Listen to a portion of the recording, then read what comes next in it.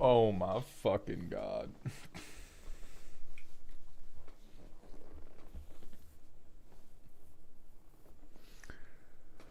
Oh, oh Lord have mercy. Lord have mercy. I did not realize we were going to have to do something this nefarious today. I thought it was the weekend. I thought it was going to be a time of kindness. I thought it was going to be a time of pleasure, but no, we are opening today with, and I say this knowing full well the gravity of the sentence I'm about to say, the stupidest commenter I have ever interacted with on the internet. The fully the dumbest person I have ever had to deal with. What's up, everybody? Welcome to the stream.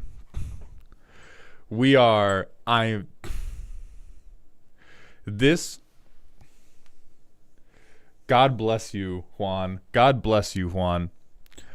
I legitimately did not know this series, this internet catfight that I walked into this morning was so dumb. It made me stop filming a video to pull up all the receipts and stuff for stream so that we could make fun of them together. That is how idiotic this was, because I went to go film an actual TikTok before stream, and I opened TikTok to grab a comment that I was going to reply to for a different serious video. And I saw this fight in my comment section erupting, and I had to get involved. So we're going to do the manual ad break so that nobody gets hit with the ad break while we walk through this fuck-ass saga. While we do that, everybody say hello to my wonderful girlfriend, Z-Main character, who is in chat to watch us dunk on this person because I fucking ran downstairs before stream to tell them about this before I went live. I was like, baby, I didn't film the video. Ahyak, what's up, dog? You are fighting the good fight in that shit. I am banishing everybody to 3 minutes of ads so that we can get the full 5-minute walkthrough of this dumb ass saga I walked in on this morning. We will be right back. Holy shit. It's legitimately amazing. Tatty, I think it's worse than the how many days in a week argument. I think it's legitimately, when y'all see how just what low-hanging dumbassery fruit this person is doubling down on,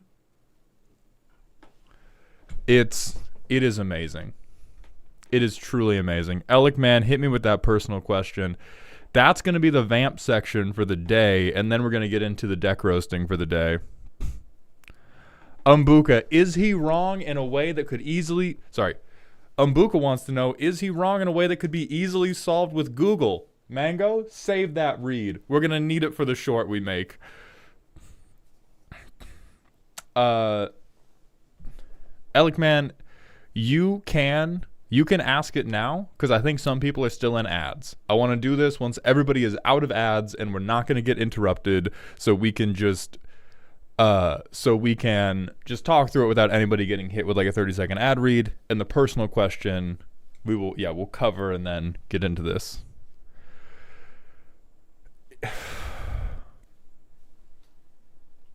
God damn.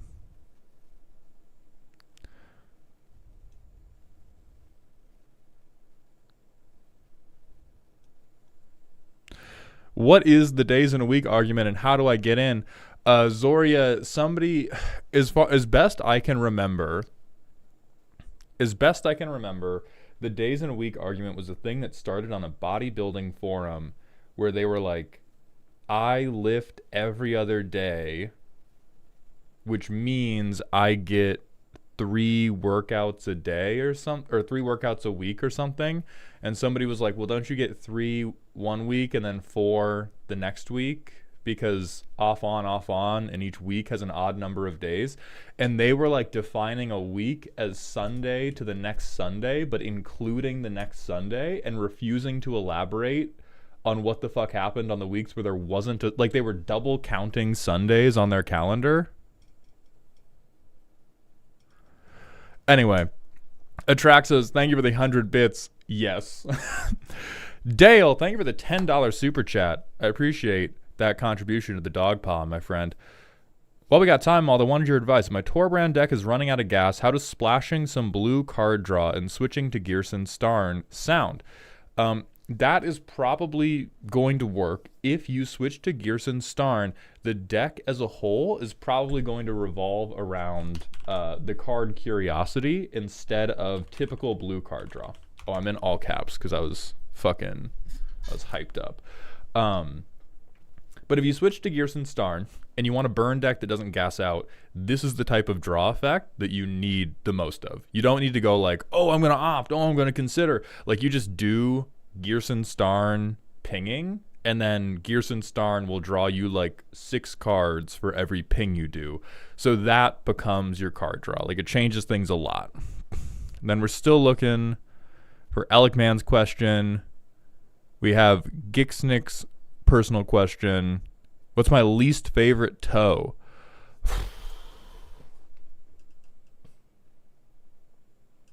I think the one immediately in from the pinky toe.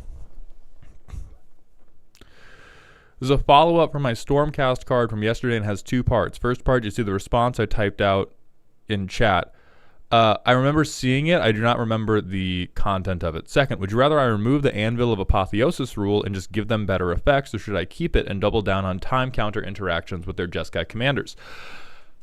I think the second, but you double down on time counter interactions with more stuff in the set rather than just their commanders. Like, you don't want to double down on, oh, only the commander can influence that. Ahiok, you did not. We do. So the Twitch ad manager, because I'm a partner, will auto run ads at random moments. So I have to run ads manually on my channel and organize it around when I'm doing the funny time segments. So we ran those ads now so that nobody got hit with them before we started talking about this. But now that you're back, we're gonna fucking so Elikman, keep Anvil of Apotheosis. That is cool. Do stuff with the commanders and do stuff with just like uncommons in the set. All right, so let's talk about the fucking beef, and let's talk about the good work Ahiok has been trying to do. Gixnick, we will do your personal question after we talk about the beef. So the beef. I opened TikTok this morning. I had a follow-up video to Vivi that I wanted to film. I go into TikTok, grab that comment. Before I can grab the comment, I'm interrupted by new notifications. These notifications are from a series of comments left by a user named Polyphemus on my Deadpool video. Now, Deadpool, very fucked up card. Most of us know about it at this point. As they enter, you can change their text box with another creature's. Polyphemus says something no one is realizing is it doesn't say on the field. It says in general. It doesn't say that. So you can name creatures that aren't in play. So you can drop this and swap his text box with Emrakul's or Platinum Angel. 10 minutes ago, our boy tries to fight back and says, hey, that's not true. When things are not on the battlefield, they specify creature card. You can even see this with like reanimate. You're bringing back a creature not on the battlefield, so it says creature card, not creature. Polyphemus doubles down. Multiple times. They're like double, triple responding throughout this thread.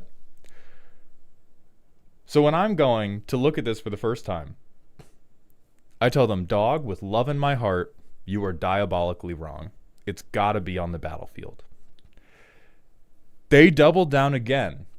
It really doesn't. Unless it says creature on the battlefield, like the other cards before it, it's not classifying, can't be out of the game. Thus, it says creatures. Thus, I'm still right. And I just want to, PSA, if anybody on the internet ever pulls out a fucking thus on you, they are dumb and wrong.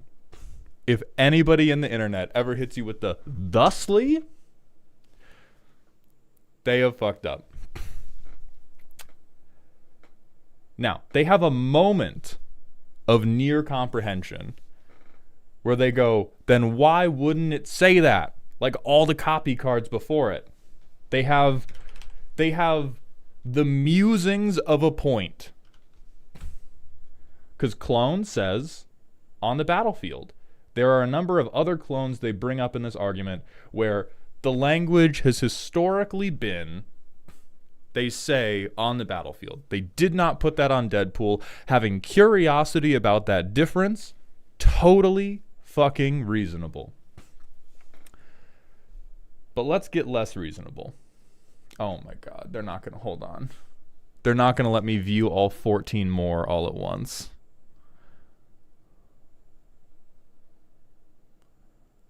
Let me find the next important comment.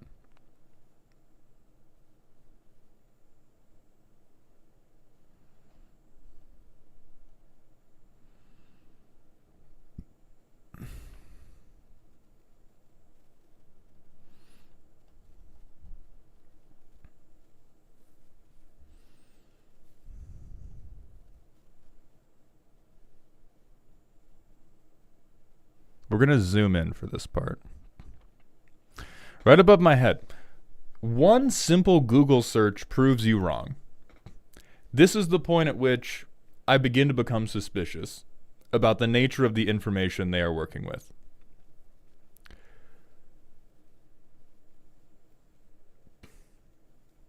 And if we look at the Google ruling, they quote, no, the creature that Deadpool swaps text boxes with does not need to be on the battlefield for Deadpool's effect to work. It goes on to talk about how Deadpool's thing is a replacement effect and therefore doesn't have to deal with anything on the battlefield. The wording of this comment 100% convinces me that this person has fell for an AI summary.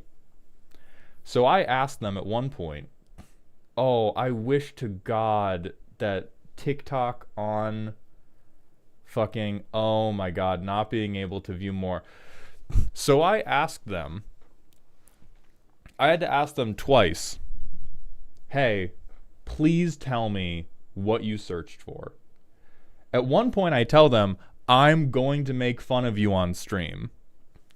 But I ask them, hey, please, and I also tell them, if you quote an AI summary at me again, I'm going to put you on blast. They continue to double down. And the whole time, Ahiok fighting the good fight, quoting this person actual comprehensive rules text about how this doesn't work. And they're like, no, I checked on Google, thus you are wrong and stinky. Try again. They also use the phrase try again like 18 fucking times. But eventually, they tell me, this is the wording I used. Does Deadpool's target need to be on the battlefield?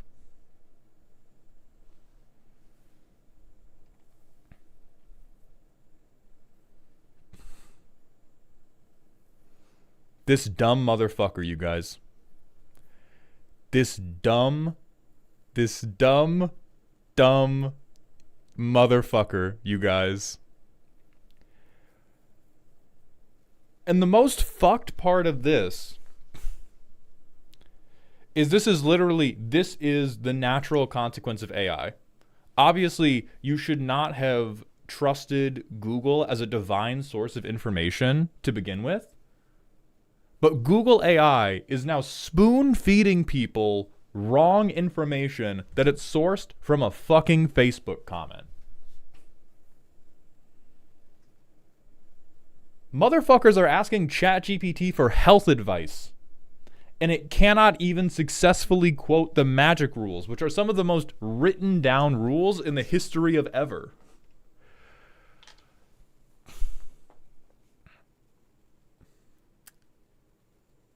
And at this very moment, Polyphemus is still standing on this business. Polyphemus still totally fucking believes that you can swap Deadpool's text box with something that isn't on the battlefield.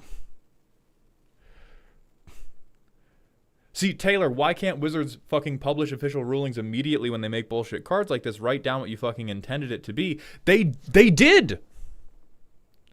There are rules that cover this. 109.2 is the rule that covers this and says specifically if an effect is referring to creatures but does not talk about card or spell, it must be a creature on the battlefield. The reason they didn't write down all the reminder text for that is because they have a written rule that has been written for like 15 goddamn years that covers this. That's been covered this. Like, there's no additional, you do not need a ruling to cover this. This is just how it's worked.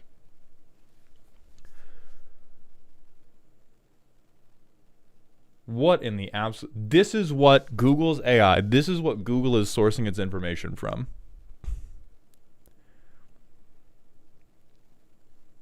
The fucking crack scientists.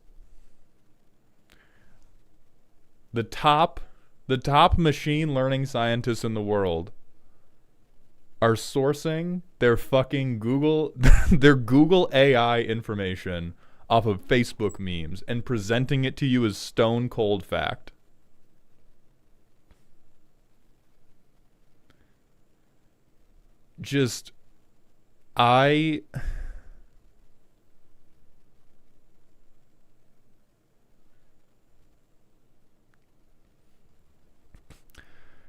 So let this be a general lesson that not only can you not believe anything you read on the internet, you should actively disbelieve anything AI is telling you. Because they are pulling it from wherever. Maybe they've pulled it from a scientific study. You can ask AI chatbots to source scientific studies for you. It will present names of scientific studies, whether or not that's actually where it got the information from. It will lie to you because it does not understand what lying is. It's just amalgamating fucking sentences. And in this case, it amalgamated a fucking sentence from a Facebook meme.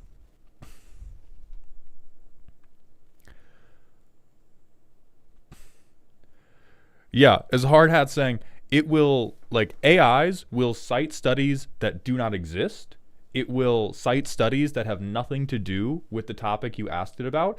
It's not actually looking for stuff. It's just attempting to lay bricks in front of it so that it can keep completing sentences that sound correct. It's all nonsense words. And every time it is something real, all the fucking AI fans use that as proof that AI are sentient or smart or whatever. But for anybody that ever uses AI or chatbots to actually look stuff up, please realize this is what you are opening yourself up to. You are asking a high schooler who's trying to get their English final done the night before it's due to put together your life. They will just ass pull.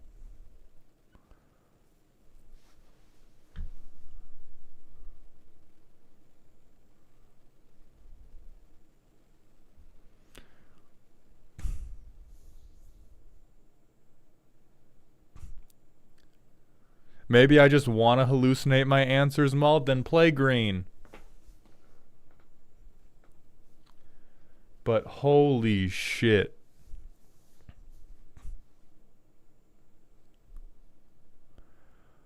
Holy absolute shit. Was this just...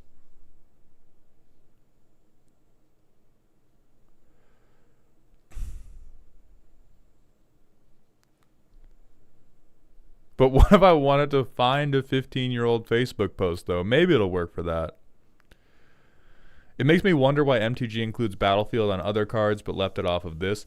Felix, I think it's mostly just like we already got a lot of words on this bitch. We already got a lot of words and we got multiple line breaks and shit like that. Like sometimes they'll just cut off words if it's not absolutely necessary and they want to save space and have the text box be tidy, which is most likely the situation here. Fool, yes, if you play Deadpool, the thing... Now, importantly, it doesn't target, so it gets around hexproof and all that shit. But whatever you are swapping Deadpool's text box with does have to be on the battlefield. Why say lot word when a few times, sometime do trick, and sometime make idiot look up AI resources for what card do and get it very wrong? I'm just like...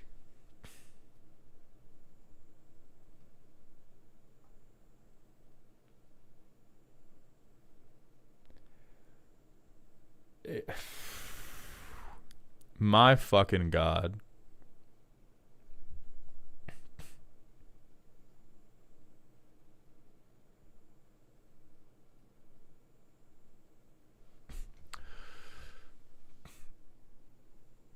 Game text needs to be written out in very explicit legalese to prevent shit like this, but that's just my take. I think that's true to a point. I think this is a legitimate thing to want clarification on. I think more than the text box itself, this is a condemnation of the fucking AI overview feature of Google. They're literally trying to make you do a fucking keg stand with the wrongest information ever.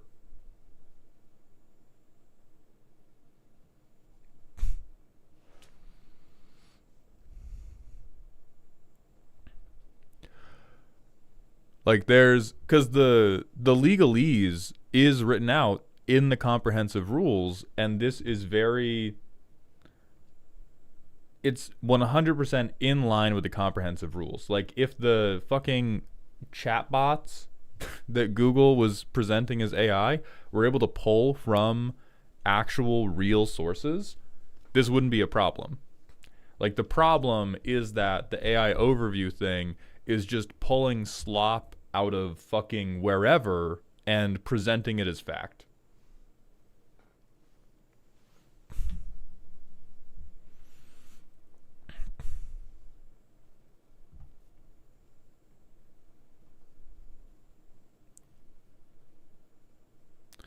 Eric, yes, I do know you're going today. But just holy shit, what a fucking ride this was.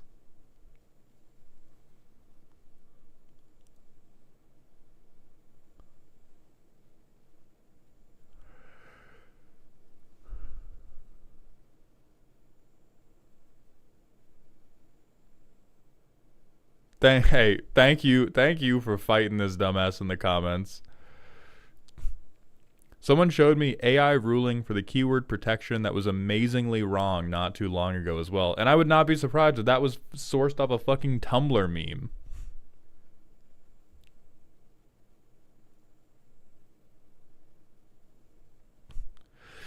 AI, as it exists right now, is a sophisticated, high-tech, innovative way to open a dictionary on a random page and read off a random entry. Yeah, so fucking true.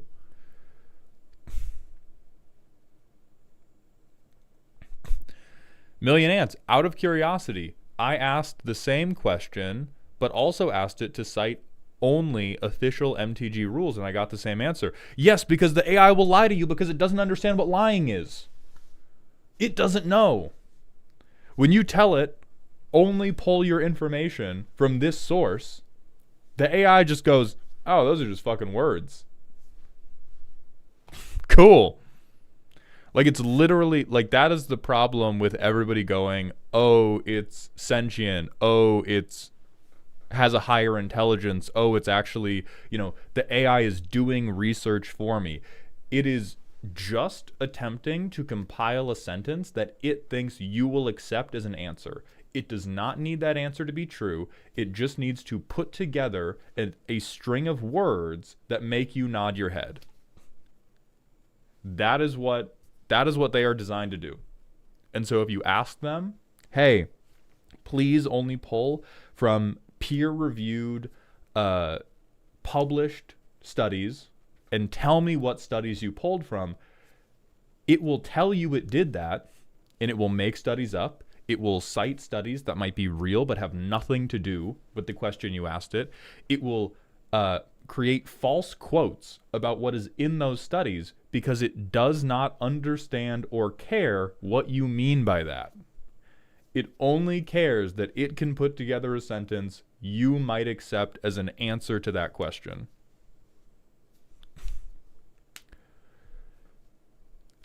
I have eaten a land card, therefore my landfall triggers happen because the card entered my stomach. So fucking true, Izzy.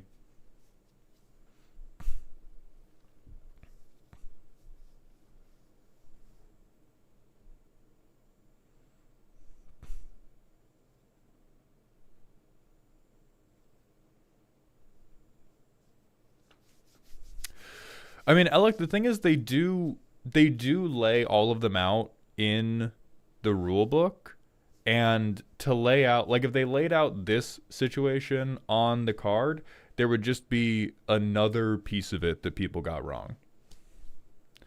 Like I think you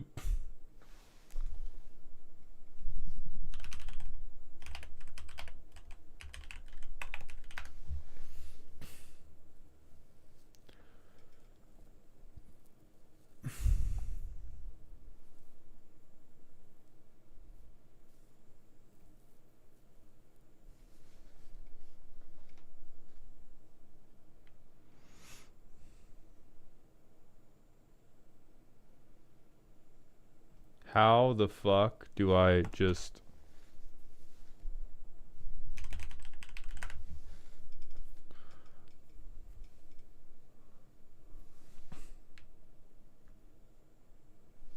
What?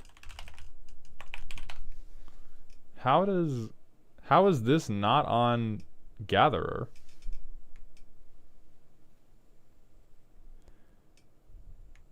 I don't know why it's so fucking zoomed in. If I search opt, is that on here? Okay, opt is on there.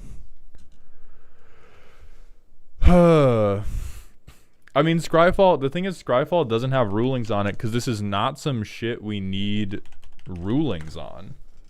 This is just a thing that is like totally covered by the rules as they are written to not work how this person made up it works. Also, Food for the Gods, thank you for the €5 super chat. I appreciate that contribution to the dog pile. Hi, new Commander player here coming from Arena. Love the channel, saw the group hug shorts. Any more recs for fun cards that involve the whole table? That short was so long ago, I don't remember exactly what I recommended. But more types of involve the whole table stuff that I love are group exile. So like share the spoils. There's so this makes everybody exile some stuff, and then you can play from the communal pile once a turn. There's also Ian Malcolm, who will exile from everybody's libraries. You get a group pile, but you can't use your own stuff. There's other stuff like there's a new Final Fantasy card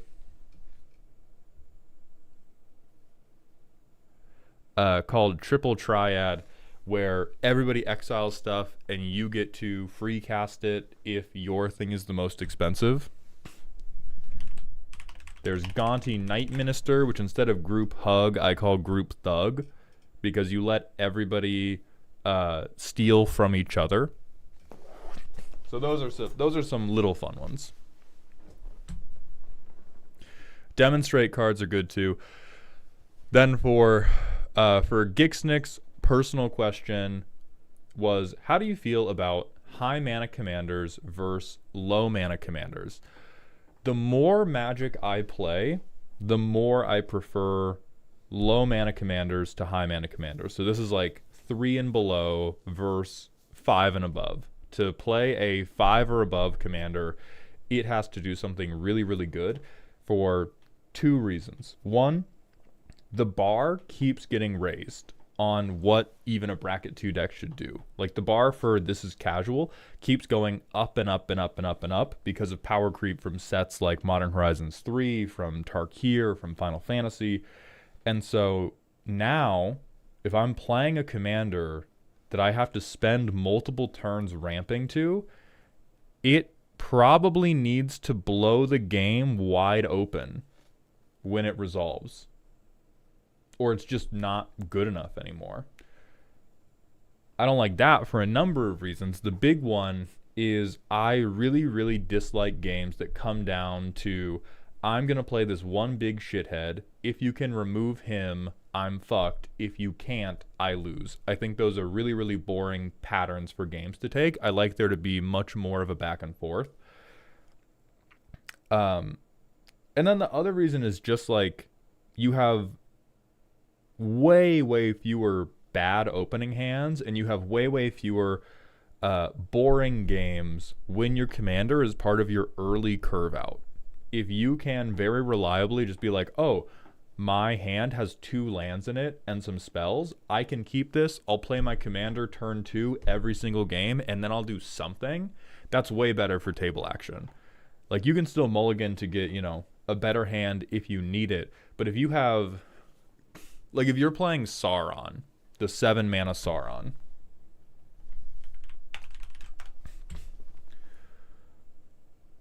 oh, sorry, 6 mana. Is he good? Yes. You also need a very specific starting hand to do anything in a reasonable amount of time with this motherfucker. Like, you probably need some type of ritual. You probably need some type of fat mana rock. You probably need some type of board wipe to slow people down if you don't have a lot of fast mana. So everything about expensive commanders feels worse and worse and worse unless I'm playing at supremely high power and it feels appropriate for my big expensive commander to be winning me the game on resolution. So this is like if we're playing bracket 4 or we're playing CDH and I play Tivit. Feels fine for Tivit to be super expensive because Tivit's really expensive, but when I play them, I'm trying to win. That turn after. Same goes for something like Niv Mizzet. 6 mana, but if you let me untap with this, I'm probably gonna fucking get you. Does green make high-cost commanders slightly more bearable or still same story? Roar, they make them more bearable competitively. I don't think they make it any better vibe-wise. Green will give you more starting hands that are able to ramp to your big, dumb, stupid commander. But for anybody who saw my short about Gishath, I don't think it solves the vibes problem where you get a hand that has turn 2 ramp, you have a 4 mana ramp spell too, you're going to get to the lands to cast Gishath. But even though you can, and you can probably do it relatively expeditiously, your entire game still revolves around, I'm going to try to cast this big dumb stupid guy. If you kill him, I'm going to cry. And if you don't, I win. That to me has always led to a boring game, regardless of how it ends. Like, it either feels bad, like at that point, I don't know, dog, just flip a coin, and if you, like, anytime you get heads, look lovingly at your Gishath and be like, we won that game, buddy. And anytime it's tails, be like, damn, they killed you.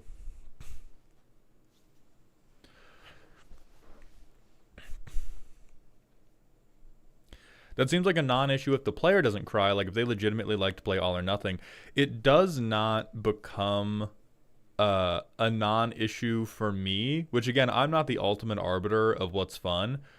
But that's one of those things where, like, I'm not going to refuse to play against you if this is what you're doing.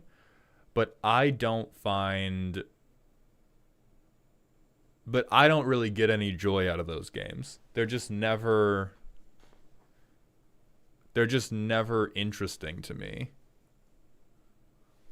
Like the assignment just becomes so clear for how they have to navigate this game and how you stop them. Okay, I was trying to be humble. I am the ultimate arbiter of fun. For everybody who feels confused, it is still me. Don't worry about that. I was just working on being humble. I can see now that was wrong. Vermicus, thank you for the Twitch follow. Welcome to the Doghouse. And Sorion, too, thank you for the 8 months at tier 3, my friend. Watching this while at a marriage party and just dance to Piano Man and Daddy Cool. So together with the stream, vibes are peak. Hell yes, Sorion. That sounds fucking awesome. So, like, a commander I really love is Satoru, the non-ninjutsu Satoru, because this is like, you will always play him early.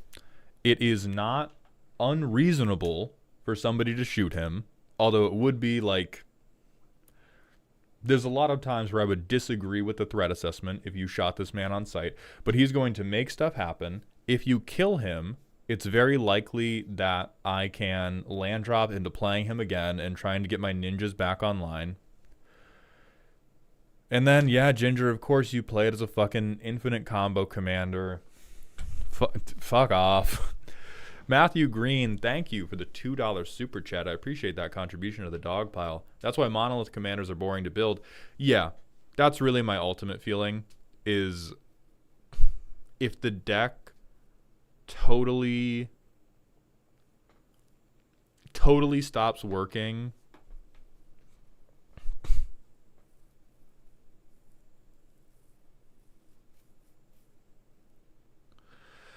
I mean, yeah, look, man, Gishath decks can be plenty capable of winning the game after a wipe, but it's like, I have never seen a dinosaur deck do anything that made me go, wow, that was cool. Or like, I don't even, cool is too subjective of a word.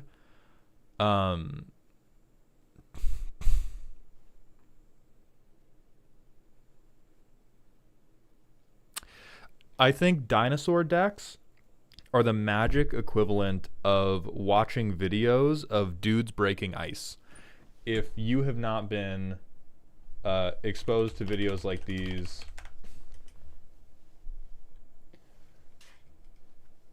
like this type of thing, they're these, playing a dinosaur deck is the Magic equivalent of doing this. It is big, and it can be very viscerally satisfying for the people that do like it, but there's just nothing, there's no thoughts behind these eyes. And I don't particularly mind ice smashing videos, but that's never the emotion I want when I'm trying to play Magic the Gathering.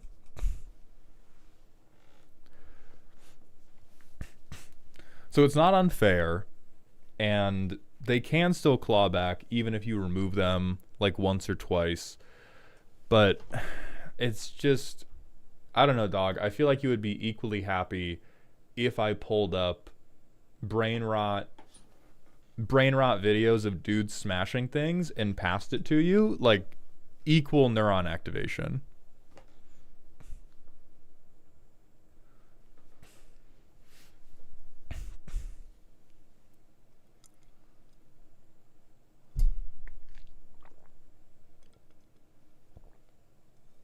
What's up, Jacket?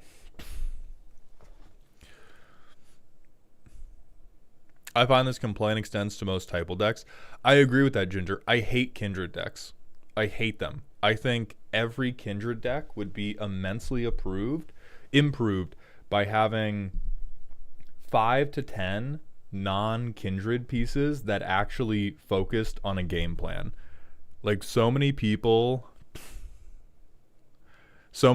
just drop like Kindred decks into the hopper being like, this is neat because they all say bird on them, they all say dragon on them, when for like 5 cards you could be attempting to execute an actual strategy.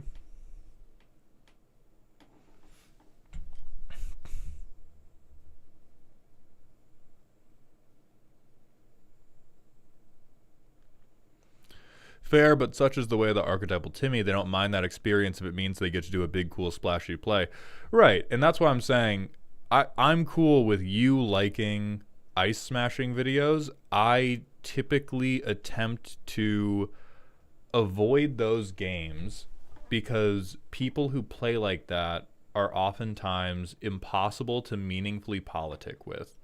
They can maybe agree to not hit you for a turn or two, but the whole reason I like Commander is the interpersonal interactions and the strategic jockeying of trying to gain small advantages over people, and the stompy decks who are all in on a dinosaur plan, a dragon plan, whatever, who are just coin flipping the game. Like, they're happy, and they have also destroyed anything resembling a strategic balance of power, which is not going to make me crash out, but I'm going to avoid playing with you when possible. Your favorite anime Batgirl, thank you for the raid, my friend. Welcome. Welcome to the show. Appreciate you being here.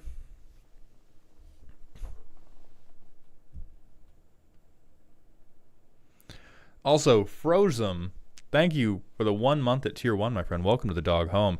And Achilles Blanket Burrito, thank you for that Prime sub. As well as Rhodes, thank you for that Prime sub. Welcome to the dog home, both of you.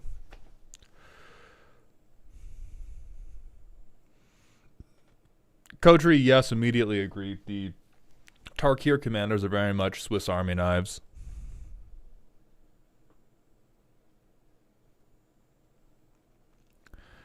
Do shrines count as a kindred deck? No, Rick. They're worse. Tango-1, thank you for the 9 months at tier 1, my friend. Welcome back to the dog home.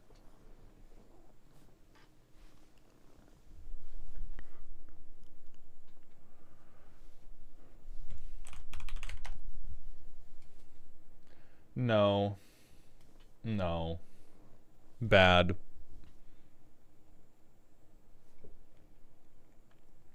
Bad and wrong and feel bad.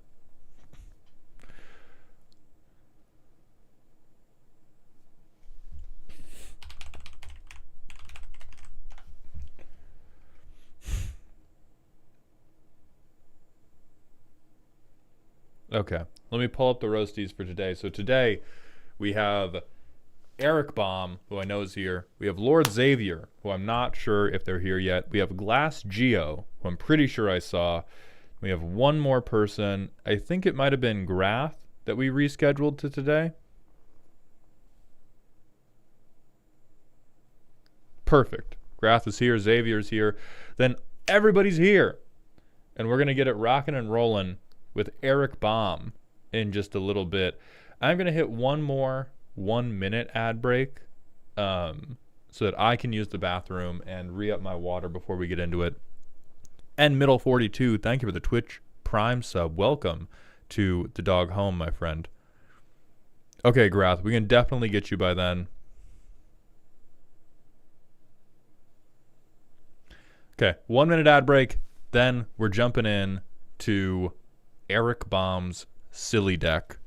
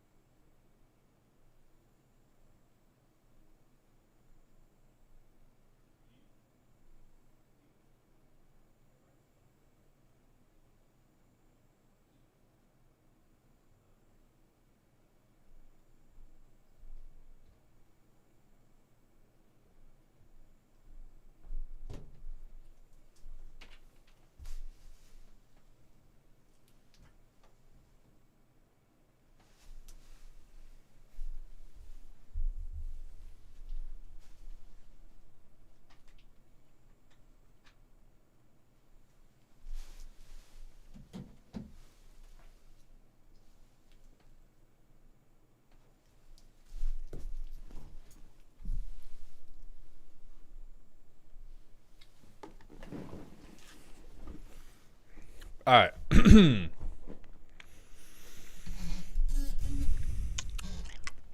Oh, Tatty Bojangles, my bad. Not sure if you saw my personal question, but don't want to disrupt the flow of the stream. Is there a particularly fun set you have drafted? I have a friend's double 30th birthday coming up and wanted to get a box for them to have a good draft experience with. Ooh. Ooh.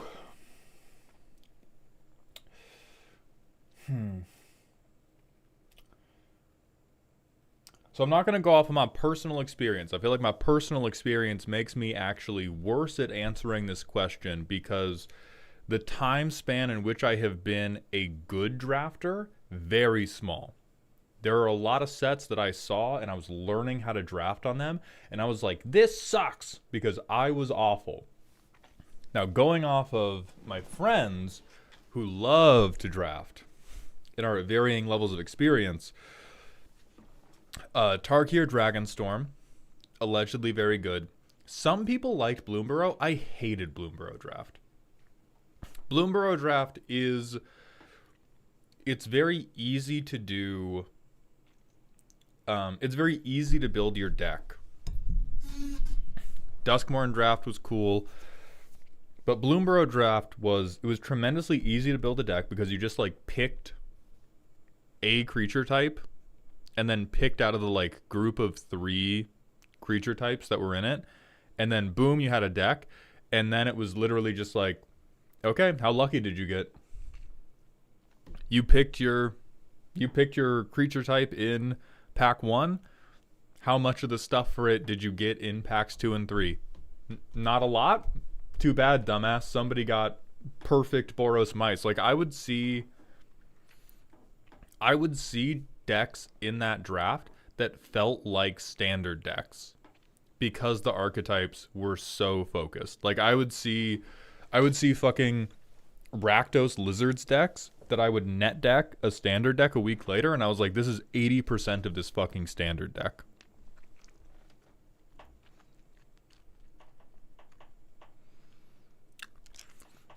And so I really just liked Bloomborough Draft. I hated that one.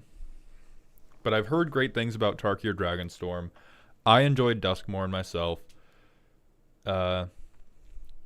Ixalan was very, like... It was fine. I had some good times, I had some bad times.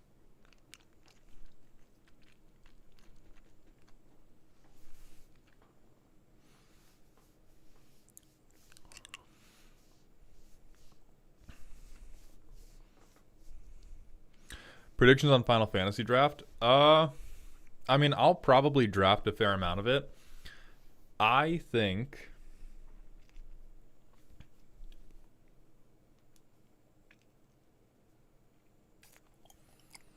it will probably be decent, which is the most lukewarm take of all time, but it seems like they put a lot of work into it.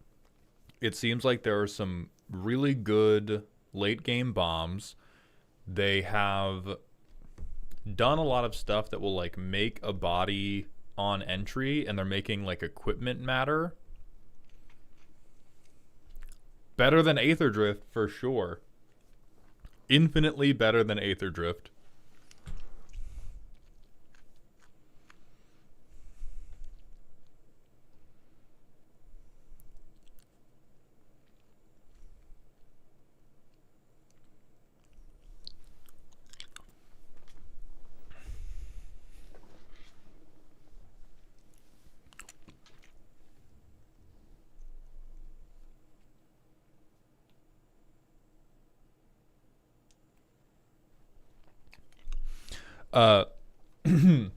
Just because I know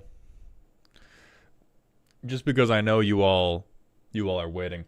The Polyphemus update, like an hour on. You will not change my mind. You are wrong. Period. LOL. Nice try though. But that rule, 109.2, the rule that outlines why Deadpool has to target something on the battlefield, only works on targeting. As Deadpool isn't targeting, that rule doesn't apply.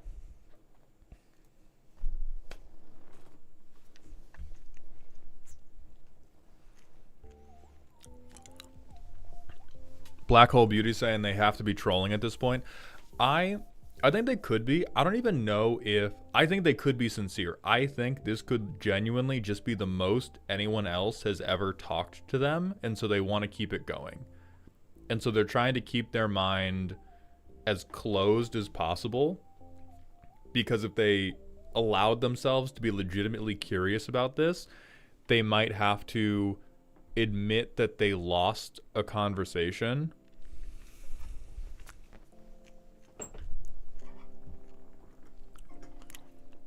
So anyway, I gotta finish this fucking cough drop.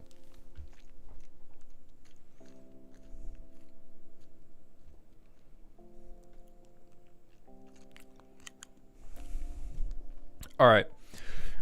First up, we have Eric Baum's deck, which is silly.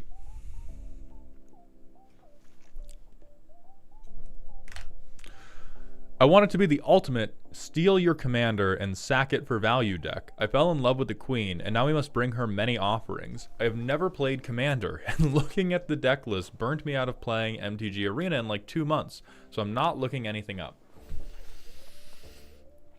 Steal and Sacrifice deck. Hot single fairy looking for her indestructible Jason. Hexproof workable, Shroud swipe right. Must be open to pets and have a high self and mana worth. Rumors of her previous partners being sacrificed to eldritch abominations sure are things people are saying. Oh god.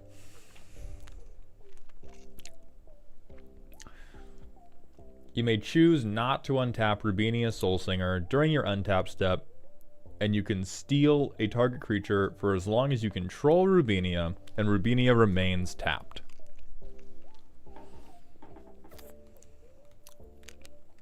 I immediately do not believe in this. I immediately believe that we're going to have to do therapy rather than a deck upgrade. But let's look. Win cons, question mark. A77, no. For 6 mana, I might be able to sacrifice a stolen thing for some wolves if it has an extremely fat ass. I will allow these 2 cards together to be a win con question mark. We can sacrifice something to get a big ooze, or we can double stuff. Coffee for the queen.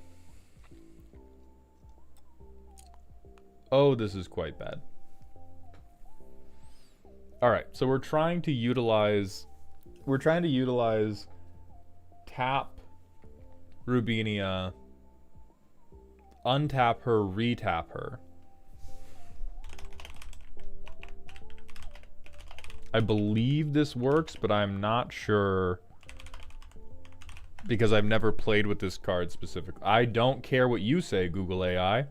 We know you only operate off of Facebook memes.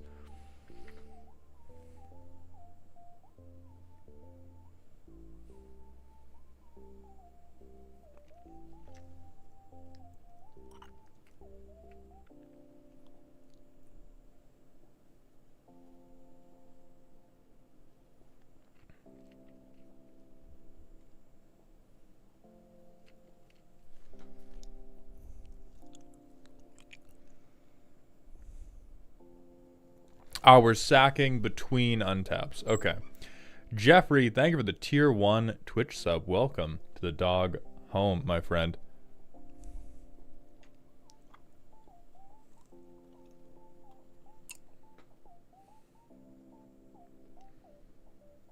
Okay, if Rubinia stops being tapped before its ability resolves, even if it becomes tapped again right away, you won't gain control of the targeted creature at all. The same is true if you lose control of Rubinia Soulsinger before the ability resolves.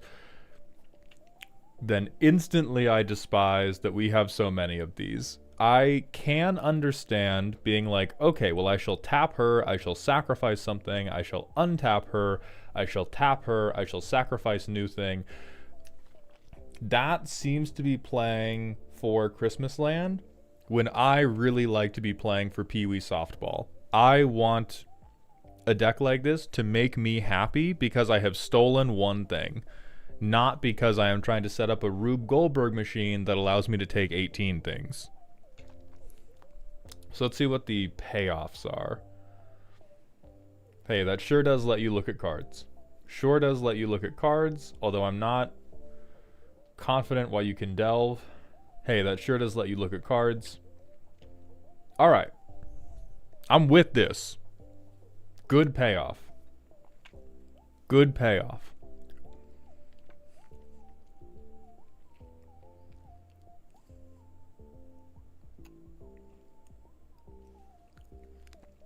No hexproof is wonderful. We do have to make sure we can deal with indestructible Justin. So we have like 6 sack outlets, ETB gifters.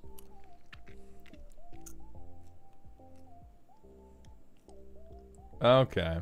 All right. Okay. Oh no. So what I'm seeing right here, I'm seeing a big game of Simon Says, where the only thing Simon ever says is wait.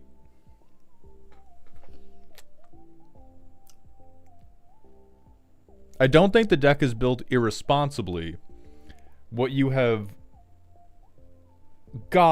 missed by multiple country miles is a payoff good enough for people to not remove your toenails. Whenever you do, I'm going to steal your stuff and sack it for value. Value has to be on and popping. We've talked about escalation theory a lot before. A lot of what your deck does is I stop cool shit from happening, and you've attempted, I think, to mitigate that. This looks like you're trying to make people less mad at you by going, oh no, it's fair. I sacked it for a terrible card. And that's actually worse and not better. It would be better to let this be a stronger deck and be like, hey, that's mine. Hey, that's Emrakul now. It is deeply, deeply insulting to go, okay, I'm going to steal your thing and I'm going to turn it into a 7 mana 3/4. Like, people, you have already put the kick me sign on your neck the moment you started stealing. And I think you would be much better off committing to, my theft is going to mean something. Your creature is going to die for a supremely fucked up payoff, and not your creature is going to die for me to get a 5/5 flyer. That's tough. Because not only have you've stopped my game plan and failed to advance your own. This is like, if we were sprinters, you've tripped me at the starting line, and instead of winning the race, you're just standing there laughing at me and pointing about how dumb I look on the track. And that image might make you exhale through your nose, because that's a funny mental image, right? The reason that's funny is because that situation lasts for 5 minutes, and a deck like this lasts for 2 hours. And after about the 15-minute mark, motherfuckers are going to be real ornery that you're turning their commanders into a fucking 5/6. So I don't mind the hating, but I would like it if we could upgrade our hating into stuff that is going to significantly advance the game, rather than stuff that is just going to be LOL no. Also, I don't want to end the game, because if I ended the game, I would have to stop doing my bit. We must hate harder. We are at entry level hating. You have potential, but we got to turn you into a real shit fuck asshole. So to start with, I just want to be on Scryfall, sacrifice a creature in Bant. That's really what we care about. Something polymorph. We don't want to worry about polymorph just yet.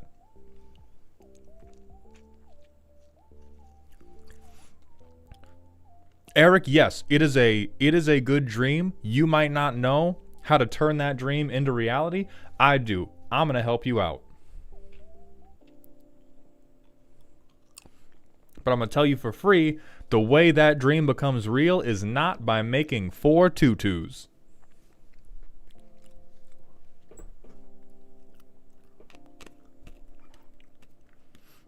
We gonna get to the birthing pods. We gonna get to the polymorphs. We're gonna look at the cool one. We're gonna look for cool ones first.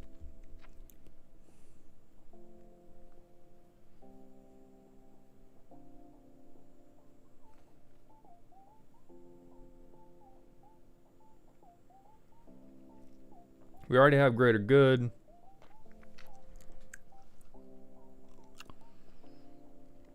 We could start doing things like Eldritch Evolutions. This is just one of the good ones.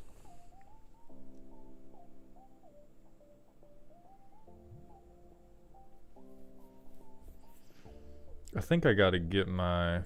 Hold on, I think I gotta...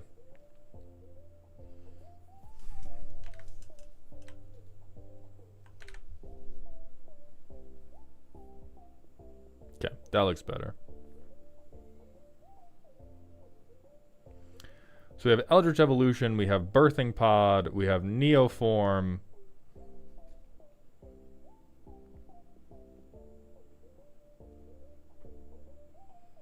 We have Savage Order, which is a game changer.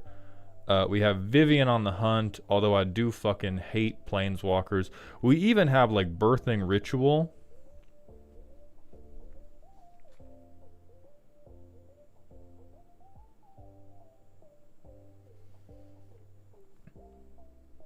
There's dumb shit like Duty Beyond Death.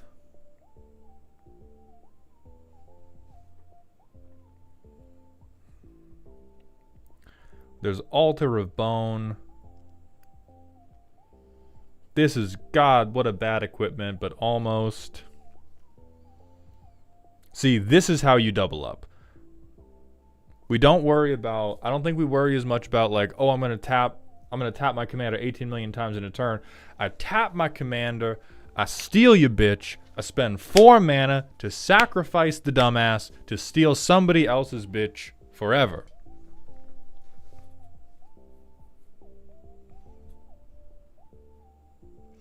Yeah, Eric, I think the problem with that is, again, we don't want to be on untappers. We want to be on I tap Rubinia 1 time. Because I have tapped because Rubinia is tapped, shit is Vegas.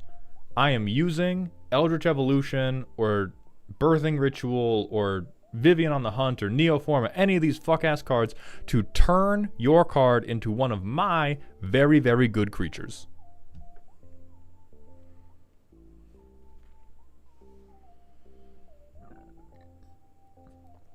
Or you could play shit like Vivisection.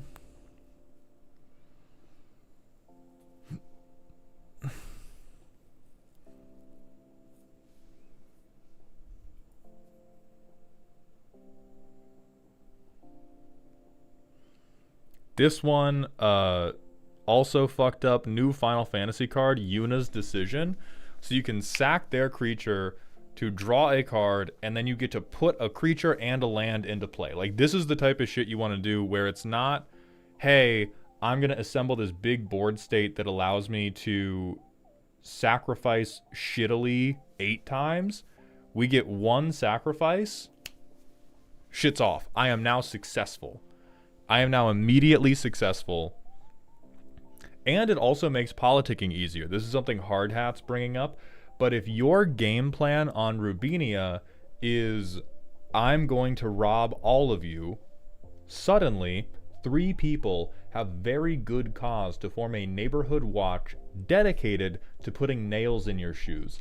If you say, I'm going to rob the threat and use that to create a threat of my own, you can be reasoned with.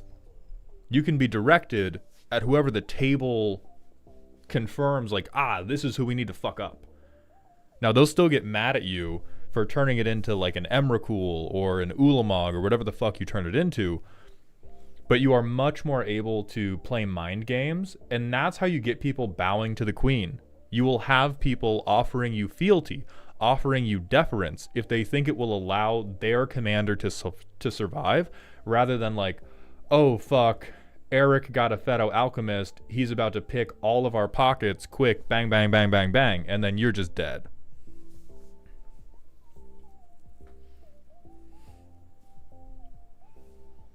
This deck makes me want to hoof the queen, not bow. Yeah, it's tough. It's tough.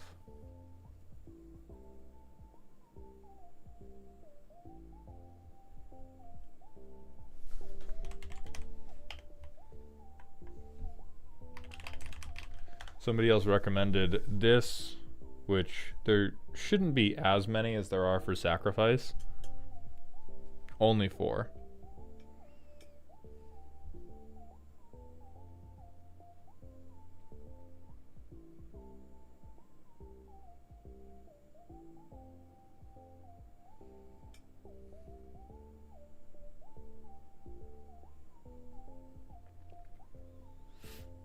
Holy shit, you have a reason to play City of Shadows. Proxy this card, by the way. Yeah, we don't food chain combo here, but I think... So the uninteresting part of this deck is the way you convert opponent's creatures into value. In general, would like to avoid the play creature for free tutors so game doesn't feel the same. That's going to be a problem, because that is like the #1 way Bant turns creatures into value, through sacrificing. Like at that point, we need to start thinking about different ways to rob people, because otherwise we're just creating a salt loop. Like you're just pouring a circle of salt into the... As long as it's not tutor, I'm good for it. That's the thing. They're all tutor. That's what Bant does. Bant decks are a machine that turn weak creatures into tutors for good creatures. That is what y'all do. It is all they do. It is the #1 mechanic that they do. I think the less this tutors less, because it only checks the top 7. But I think so here's the other thing you can do with this specifically as the commander. The only other way you can really go for this is you do a deck where the 99 doesn't give a fuck about her, and you use her as pseudo creature removal to protect an otherwise weak strategy. But other than that, it's kind of like we're walking to the store but doing burpees just for its own sake, which that's a bad comparison, because that might actually be good for you, whereas this is only going to be bad for you. Birthing Ritual's cool, but it was mostly I was aiming for bracket 2, but it might just be the dream is bad for this bracket. I'm going to say flatly, bad dream for the bracket. For bracket 2, we're having funny times. I steal your shit consistently is a dream that is only going to lead to feels bad and bad payoffs. Because for bracket 2, like Feed the Pack is power level appropriate. Ooze Garden is power level appropriate. But you already have to play tutors, because we have so few cards that are worth casting, that our deck is already like, I dig for my two playable cards to begin with. And the place Rubinia can begin cooking is bracket 3. She's still going to be quote unquote fair, because you still have to play her, tap her, get other cards. Like, it's not busted behavior, but the behavior that she is allowed to benefit from the most is this type of bracket 3, I birthing pod into a big fucked up guy, or I Eunice decision, or I neoform, etc, etc, etc. Leap's already in the deck, Eris time.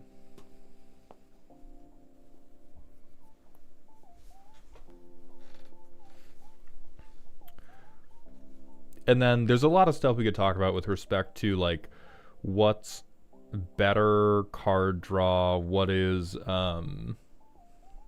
if there's better protection options, but ultimately it's always going to come down to, right now you are stealing other people's momentum to convert it into your momentum at a 10% efficiency rate, which is devastatingly bad. If we want to steal other people's momentum and we want that game to still feel reasonable, we actually, like, it's more honorable to convert other people's momentum into your own at a higher efficiency rate, because then those can feel like cool moments. If somebody else goes for playing their big creature and you steal it and you turn it into your big creature, that is a massive tempo swing that can be really exciting. If you steal their big creature and go, okay, it's a 7/7, or I guess a 9/9 for one turn, I can't really do anything else. We just kind of go, oh. And so I do think the goal of this deck is better achieved at bracket 3.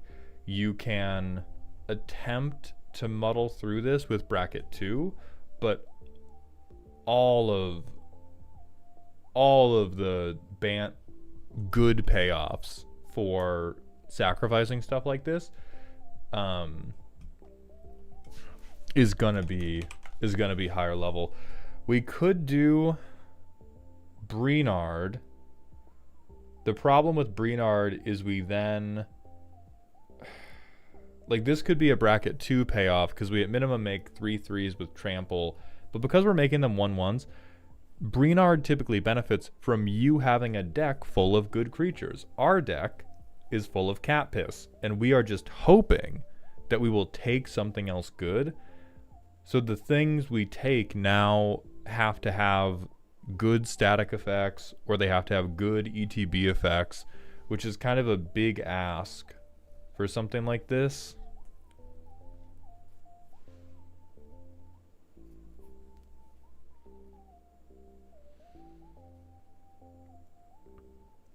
But if we persist in the goal, of I am going to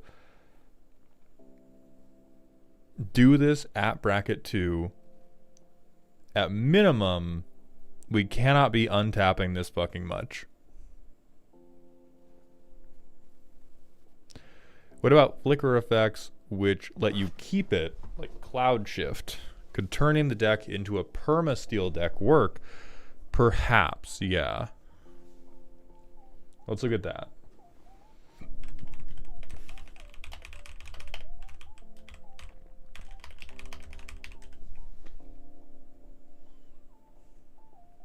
Maybe we can replace all the untappers with that. Attention Pelican and Kenjamin TV, thank you for the Twitch follows. Welcome to the doghouse, my friend.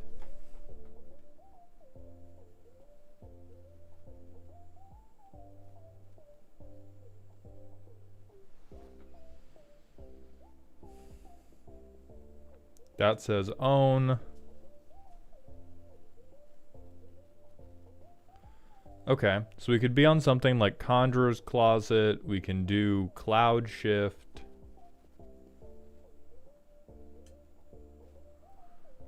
Oh, we could bring back the fucking dumbass Day of the Dragons. The Day of the Dragons tech.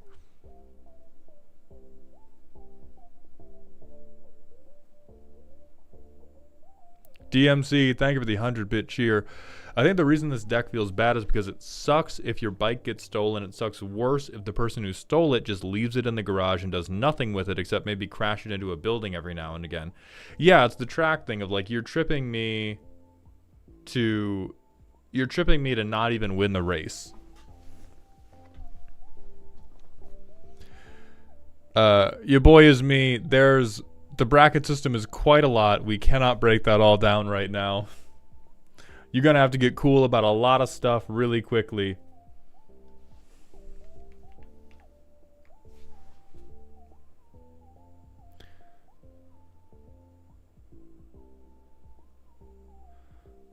Ghostly Flicker will work.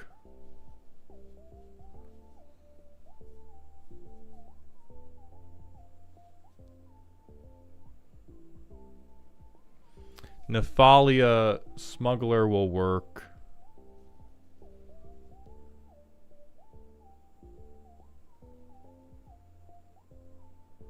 Restoration Angel will work. No, that says own for Slip on the Ring. Get that out of here. Soul Herder says owners.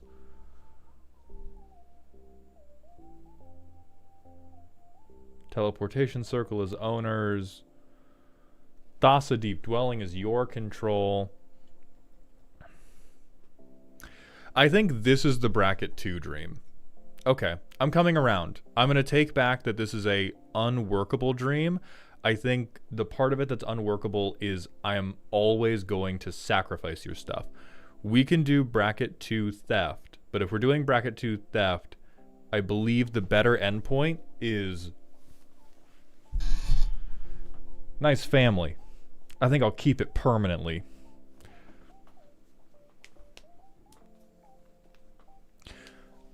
Rather than I'm going to take your thing and I'm going to turn it into bad hamburgers. We either got to turn it into good hamburgers, which is the bracket 3 version, or we got to take it and keep it, which is still, that is still going to make the hoes mad. People will be angry. But at least you will be doing cool stuff with their creatures rather than taking their creatures and being like, this guy sucks actually. Like,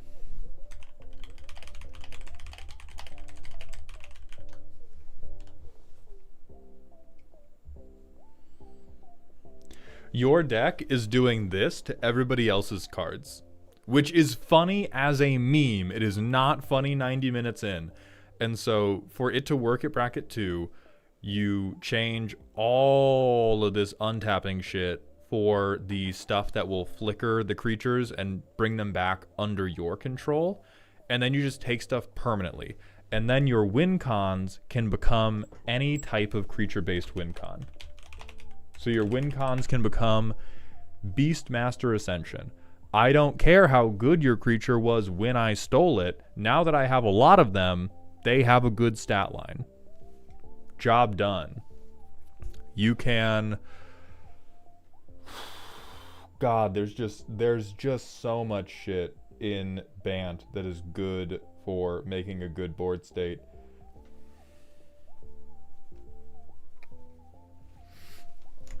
DMC brought up some good tech with like... This is the dumb greedy thing that you can do. Vesuvan Duplimancy. If we're using Cloud Shift to flicker something we stole to make it ours permanently, Vesuvan Duplimancy will make you a token copy of it. Now you have twice as many stolen things. And if our deck is going to have a ton of Cloud Shift-esque behaviors and Ghostly Flicker-esque behaviors, then this can become like, you can start getting a proper army.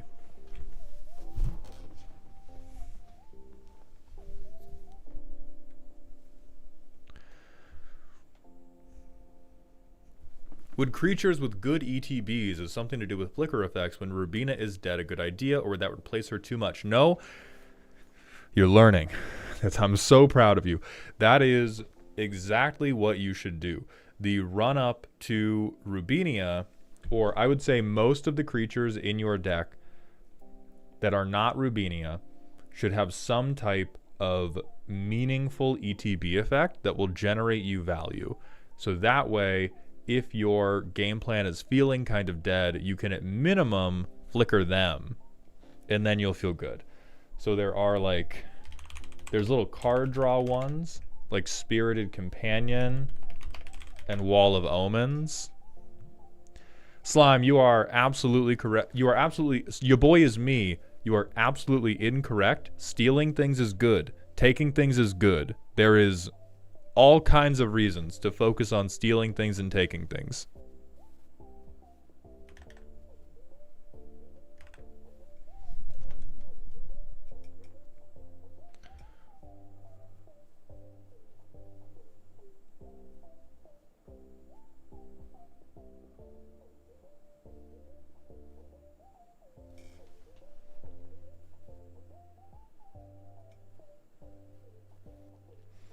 And then things like Philia become very, very strong.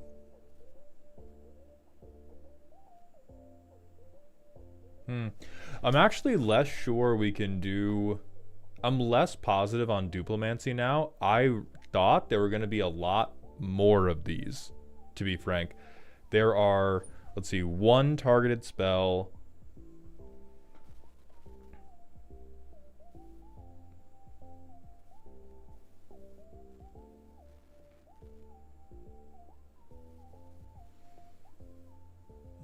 Ability, not a spell. 2 targeted spell. 3 targeted spell. So there are only 3 targeted spells that are going to achieve this flicker back under my control. And the rest are going to be like Nephalia Smuggler's ability, Restoration Angel's ability, Thassa Deep Dwelling's ability. And we're still only up to 6 at that point. So we're gonna need a lot of card draw and a lot of ways to churn through this deck.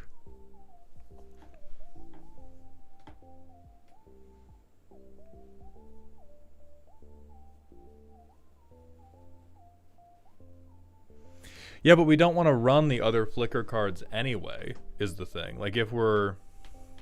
Like, I think that is when we start to run too far afield of what the deck wants to do in the first place. Like, if we... No, that's pandering.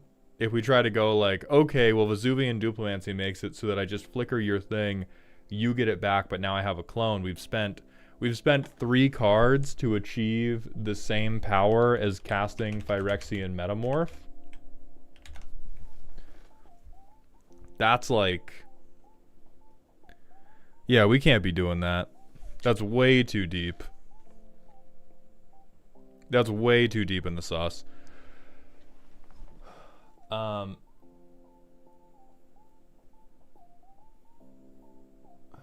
At minimum, we can replace the untappers with this type of package.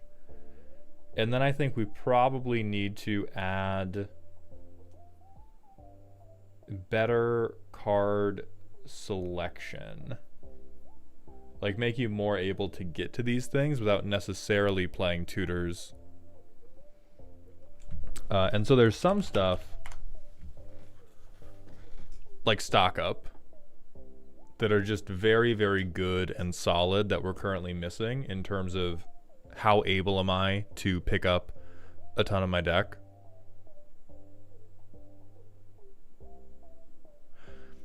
Irradium, stealing legendary creatures and cloning them to get ETB effects could be gas. It could be if all of our opponents are kind enough to play all of their ETB decks into our fucking steal deck. Maybe. If we really want to double down on getting blown out by 1 stacked piece, that would be super cool. Here's my Formula 1 race car. If you touch the front left wheel, it will explode.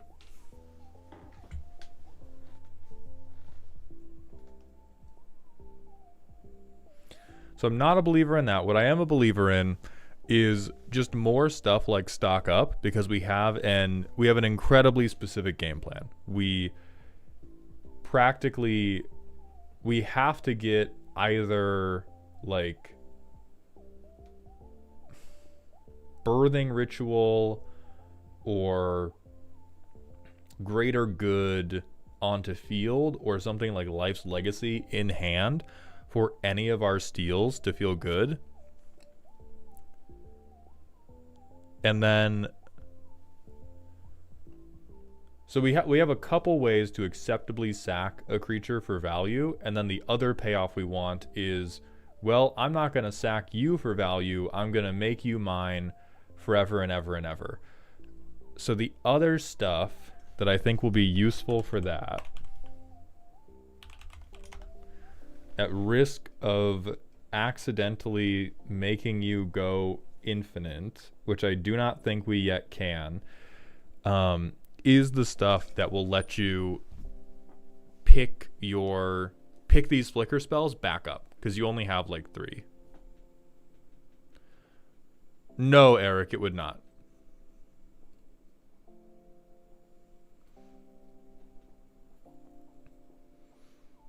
Jeffrey, we are not doing illusionist bracers. The deck is already so fragile.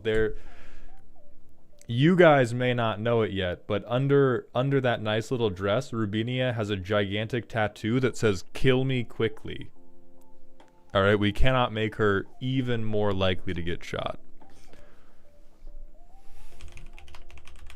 Oh yeah, and then we can run like Eternal Witness and Timeless Witness.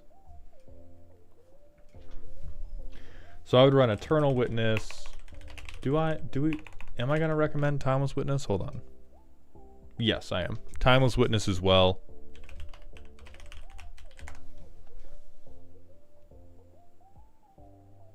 Oh, I did J of eyeballs.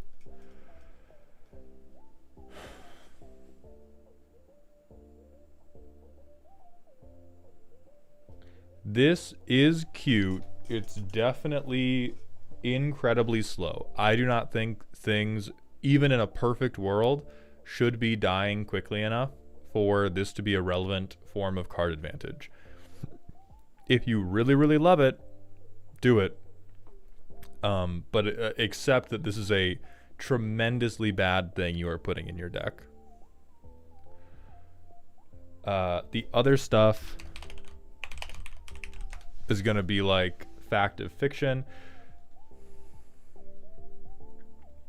Basically anything that costs less mana than your commander and is going to get the tools that your commander needs in hand is a relevant piece of card draw, and the more cards you can look at, the better.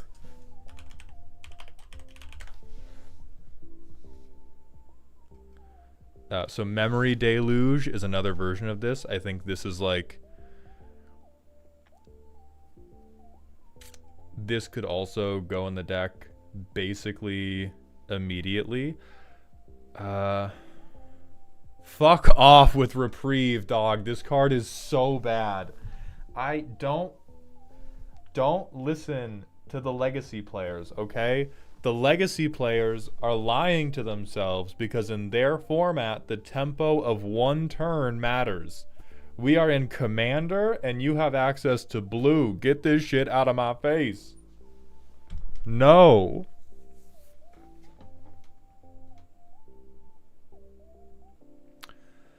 I think you can also end up replacing some of the stuff that is specifically a protection spell. The counter spells I would recommend you keep anyway, just for general healthy interaction purposes, but the stuff that is like my commander has indestructible, we need for you to learn how to manage the politics of, hey, I'm going to play this, I'm just robbing Kyle. We cool? And then you can still hold up a counterspell if you want to.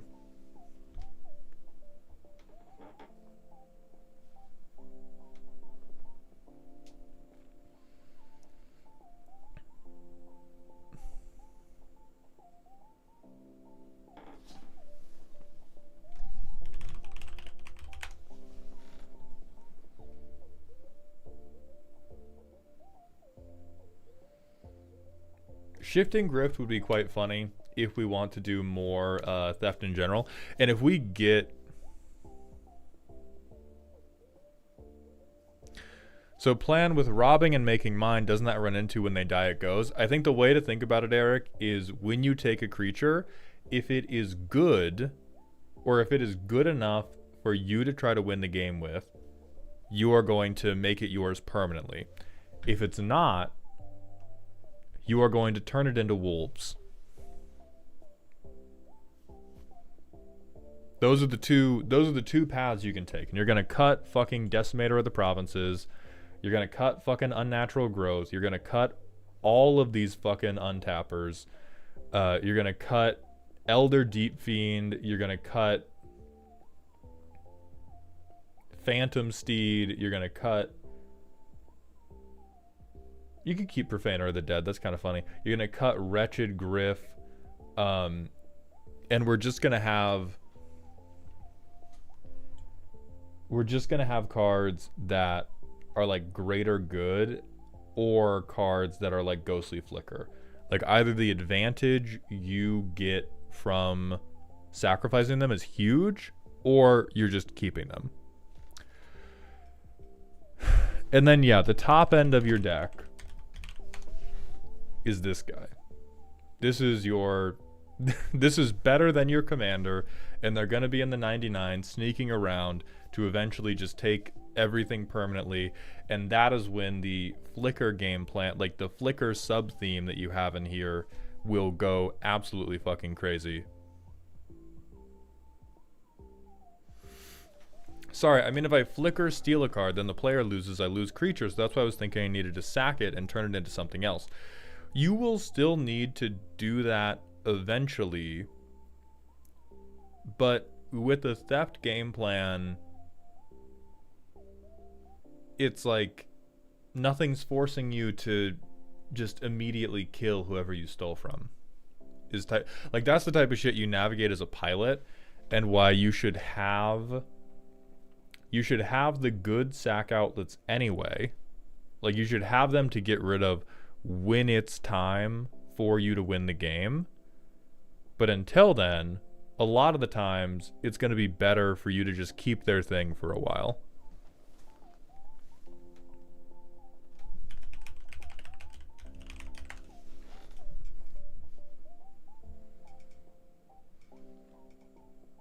Oh god, yeah, that's fucking evil too. And then this will make the sack thing be permanent. Yeah, I think you're just getting like, you're spending too long strategizing about your first MMA fight, and the answer is just get out there and punch somebody. Just go out there and hit them. You're gonna do some leg kicks? Do some leg kicks. Also throw some jabs. But this card would probably cook for you. We do have to make sure that we are like really, really up on our card selection effects if we're gonna have, because we're getting real close to 2 decks in a trench coat, which for silly bracket 2, I can't allow that, or I can at least accept that.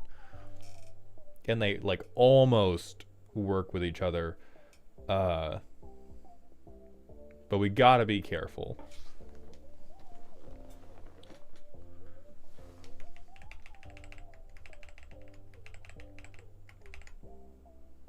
Oh, I didn't pull up the Google slide for today.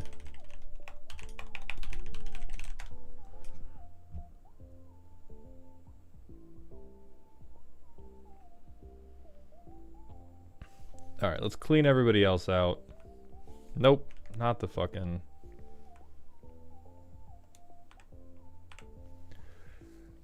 So here, I think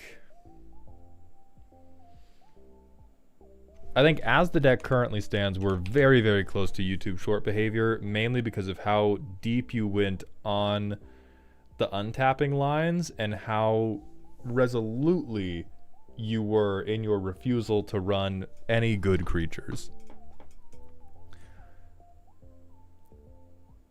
So my final recommendation is get out of your own head, have some very good sack outlets, have a few of the cards that can steal stuff permanently, and then you probably want like that Beastmaster Ascension I talked about to eventually turn your creatures sideways. In bracket 2, because we're not, well, in bracket 3 as well, you would probably benefit from picking 3 just like good creatures and putting them in to make sure you don't get trapped in precon jail. In a theft game plan, he's going to come up a lot because he fucks real hard. Bahamut. Look at this big asshole. If you tap 9 mana for him, you have earned this. What I want to draw your attention to is Mega Flare. 4 turns after you play him, you will deal damage equal to the total mana value of stuff you control to each opponent, which means if you have stolen a lot of very expensive commanders or very expensive creatures, you can just blow up the table. Like, this guy just becomes a win con for you simply because you have robbed very well. And you probably want at least one other card that is just expensive, and can hit motherfuckers hard. At some point, we gotta hit motherfuckers hard. In bracket 2. In bracket 3, we can get kind of up our own ass, but bracket 2, you gotta punch a bitch. So thank you for the submission. Let me spell your name correctly. Thank you for the submission. That's going to be it for this deck. I'm going to hit a manual ad break, and we're going to move on to Lord Xavier. I'll be right back, everybody.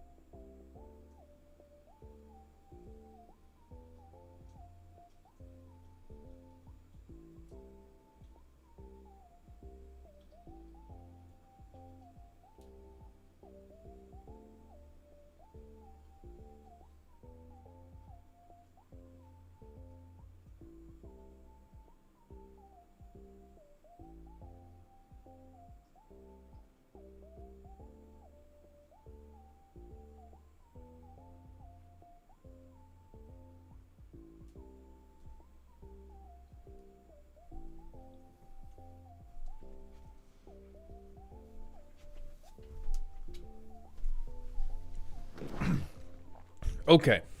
I have mentally recovered. Get rid of 90% of sack outlets, better card draw, permanent mind control, kill the untappers, get some I'm in green and have lots of mana win cons. And then, yes, play the deck and it will be beautiful.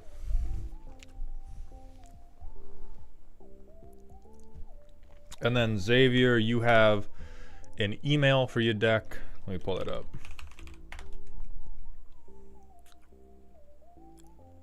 Yes. So, this deck is going to contain Final Fantasy set spoilers. That is not something we have avoided very much on stream, but if you are attempting to stay spoilerless for the set, I would advise closing your eyes now. Do not close my fucking stream. My analytics need you. Please, please, just mute me. Put me on a different tab. Don't close me. Don't close me. But if you don't want to see spoilers, look away now. Otherwise,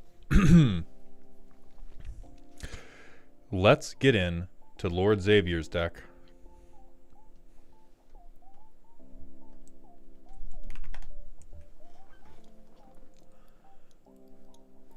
Just Terra things. We have Terra Magical Adept, a 3-mana 4/2. On ETB, mill 5 cards. Put 1 enchantment milled this way into your hand. For 6 mana, we can flip her into a Saga. A 6/6 giant woman.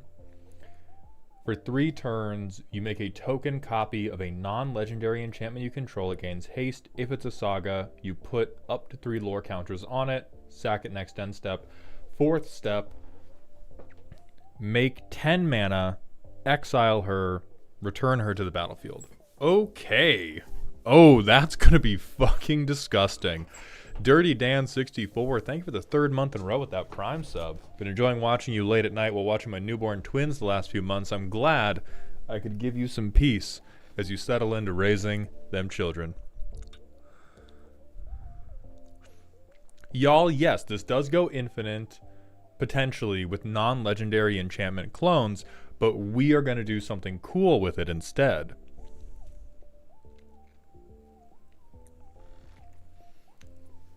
Hey Malden chat, here's a deck I made while sick, 100% work in progress for a friend pod.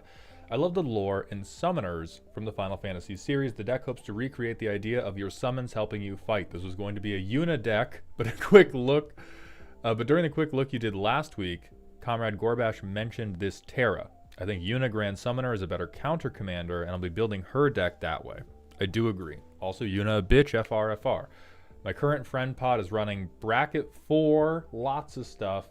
Bracket 3, lots of stuff.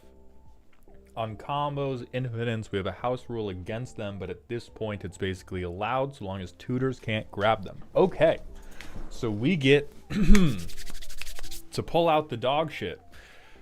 So there's going to be 2 wolves inside us for this deck. The first wolf is that we are in Wooburg Enchantress. We are basically the US military in terms of bombs we can drop on people. The other wolf inside of us is we are doing summons, which is like draft quality cards. They are enchantment creatures that go away. We have spent 3,000 fake dollars. Now, some of these are good. Bahamut Cooks, which we talked about in the previous deck. Anima is fine, but this is 6 mana for a 4/4 Phyrexian Arena. This is some rough shit we are working with. Now, the other thing we have to work with in Terra, even for Wooburg Enchantress, we are being kind of fair. We can't grab anything out of our grave. We have to spend 6 mana to flip her. And then it has to be an enchantment we already control. So we can't ever like cheat anything out. Backup summoners, Calyx.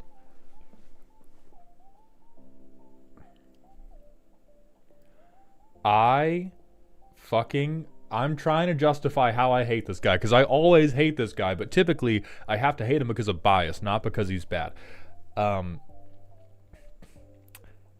I don't believe in this guy as a backup summoner, primarily because you're going to have very few enchanted creatures if we are all in on summons.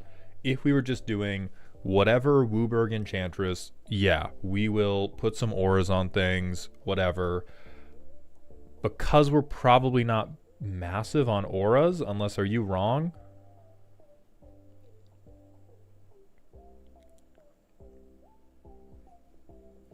We don't look massive on auras. We're only gonna really be able to trigger this with Calyx himself, which is kind of tough. Then we have Yuna, she cooks. Then we have other Yuna, she cooks. No complaints there other than I fucking hate ban. Don't hurt my friends. Okay, trigger doubling for our commander is quite good. Being able to fetch this with our commander is quite good. Good one-sided board wipe. Yes, we're listening. We're listening. One-sided, beautiful, good. Inspire awe. I think we're getting a little deep in it, frankly, but it's not unreasonable.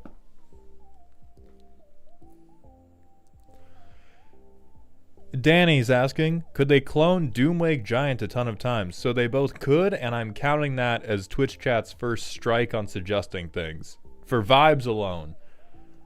Protection magic. Yeah, sure. Then normal stuff.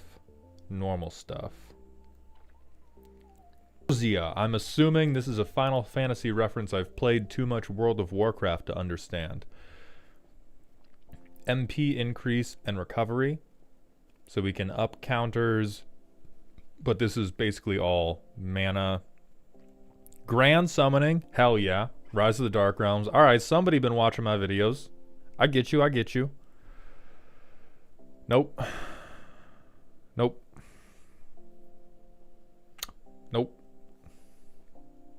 Kinda.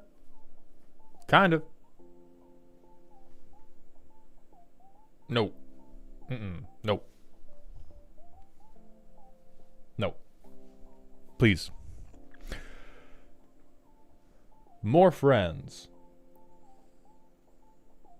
So we can replicate our sagas. I don't believe in this guy. This guy, I mean, listen, he's doing good work. Two things about him. One, he's a nerd bitch. Two, because so much of the deck is already I am going to pay full price for this thing, I have very little faith in your ability to regularly pay the replicate cost. I don't think it's impossible. I will save this frustration for a playtest specifically, but I do think that this is kind of like, oh, well, of course I have 10 mana on turn 4, which is more of, you know, a funny sentence than it is a reliable game plan. Okay, more doublers. A little hopeful, but not totally unreasonable. Alright, dog. What are we... Alright. Alright, dog. Sure. Final Fantasy mentioned. Summoner Familiars. This is our... No? Where's our...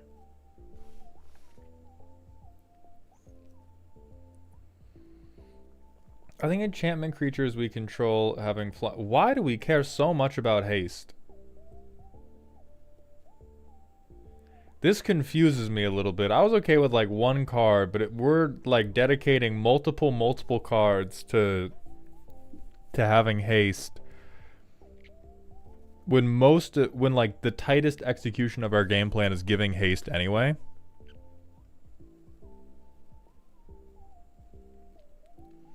Understudy. Yeah, read ahead is fine. We've missed out on the Enchantress mana cheating. Yo, dog. Oh, sorry. They're playing Enchantress. I don't think mana will be an issue. I didn't think so. They've like almost found a way though.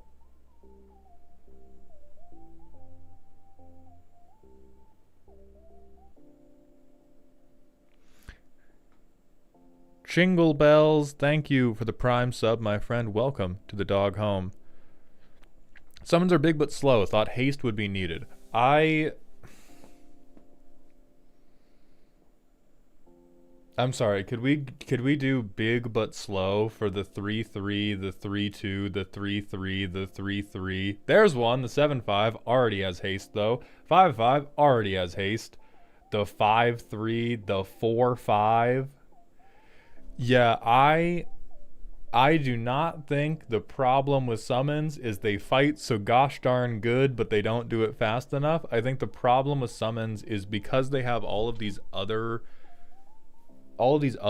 benefits stapled on top of them, most of their stat lines fucking horrible.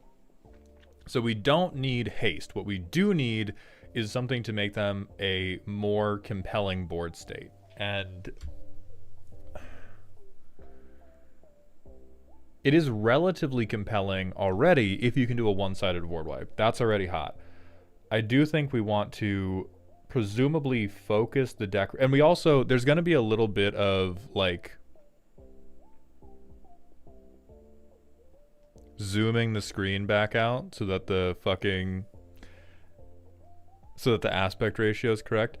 There's going to be a little bit of analysis paralysis going on because we are in 5 mana, 5 color Enchantress. We can do literally whatever we want. We can cheat mana. We can have a graveyard recursion backup plan. We've already decided that we are on summons. I think the next thing we want to decide is how critical to our game plan do we want Terra to be? Because if we could do a deck where Terra is not actually the most pivotal thing we're doing.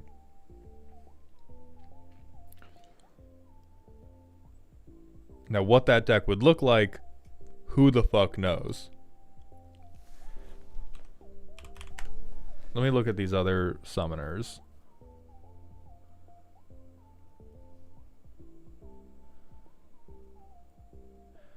Narcy is definitely playable as a backup summoner. She is 100% better than Calyx Guided by Fate.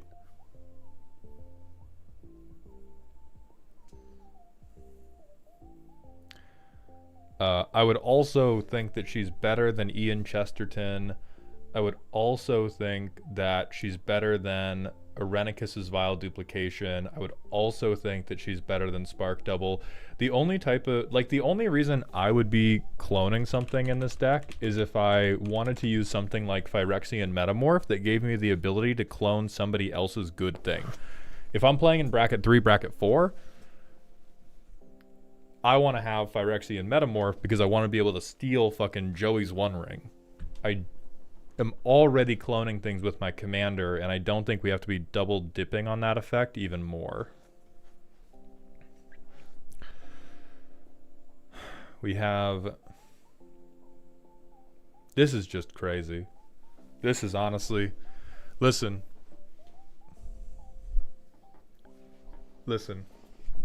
I have also heard the song All I Want to Do Is See You Turn Into a Giant Woman. Giant Woman.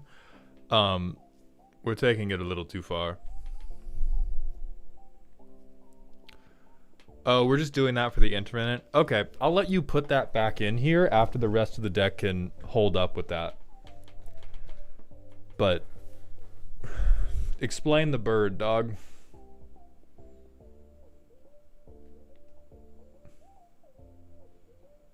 Explain the fucking finger paint bird.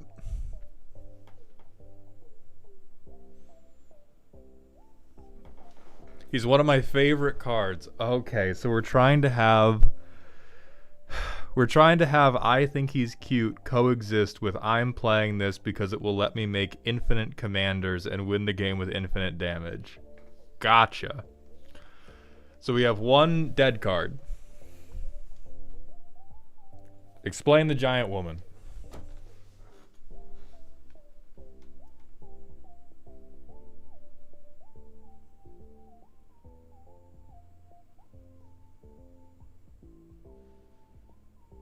Okay, we can cut Nylea. Perfect. Hauntwoods, I will let you keep because it is ramp, and if you do start copying it with Terra, you make 1,000,000 mana. Where are we at on Frat Boy Kyle?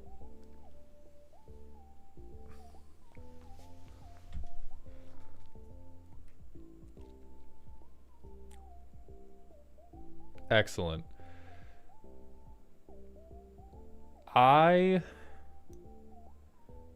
think these are both okay here. I think the big issue with this deck is we have a lot of things for 5 and 6 mana that do tremendously little to move the game forward. Like our curve out for this looks to me like a bracket 2 deck that happens to have an infinite combo in it rather than a deck that can keep up with bracket 3, bracket 4, because our best case scenario curve out is I played Terra, I play Yuna,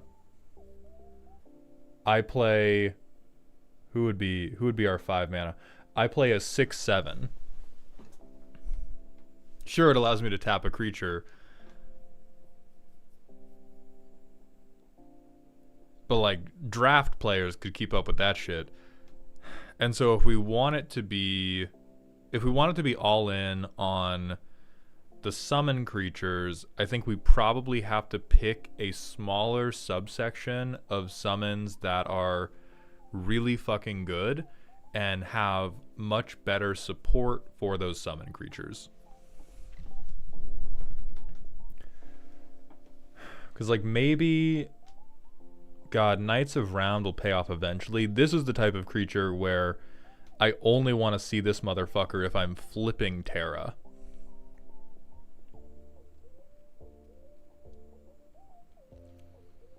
But if Spark Double is just in here for the infinite, I immediately don't believe in Irenicus's Vile Duplication, because then this is true Christmas land. What if thing hey.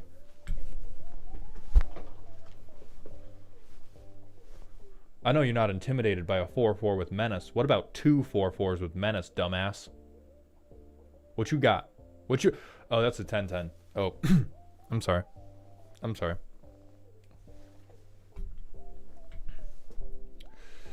Let's see if Starfield of Nyx makes the summons bigger.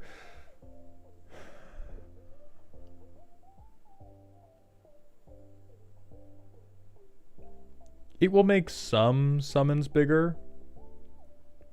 Like Summon Anima would be bigger. This would be bigger. This would be the same, bigger, a little bit smaller, same, bigger, a little bit bigger, roughly the same, and a little bit smaller actually. So Starfield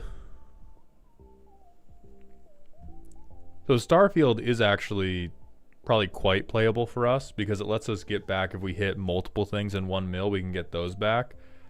And on balance, now the only thing I worry about with Starfield of Nyx is this either deepens the flavor of the summoner game plan or it totally subverts it, depending on how Lord Xavier feels. Because what Starfield of Nyx is going to do is say like, okay, great, some things are a little bit bigger, and now everything's a creature. Fuck off, Final Fantasy. I'm now summoning Boon of the Spirit Realm in attack position. I summon Smothering Tithe in attack position. And so it depends on how Final Fantasy coded we want the deck to feel. Could be great, probably stinky. An obvious miss.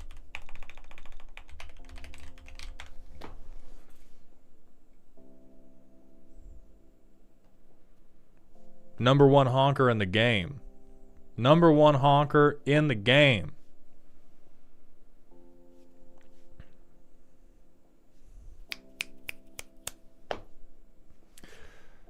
Because I can't help but notice that our card draw is basically nothing. Like we have Terra's ability to mill ourselves and then get one back. Why Ripples of Undeath? Because Ripples of Undeath says every turn I look at 4 cards and draw 2 of them.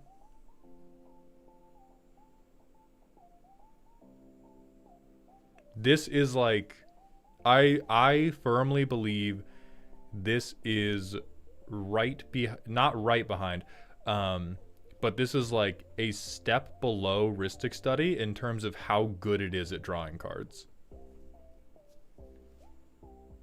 It is closer to Rhystic Study than any other draw engine in the game. It is fucked up good. Nope, it is better than Sylvan Library. It is much better than Sylvan Library. And again, Matt, that's no hate on you. I just want to impress upon everybody how outrageously strong this card is. Because black also has a ton of ways to get things from graveyard to field for cheap. And so if we're milling 3, like half the time, you don't even have to get the card back to get the card back. You have a second graveyard.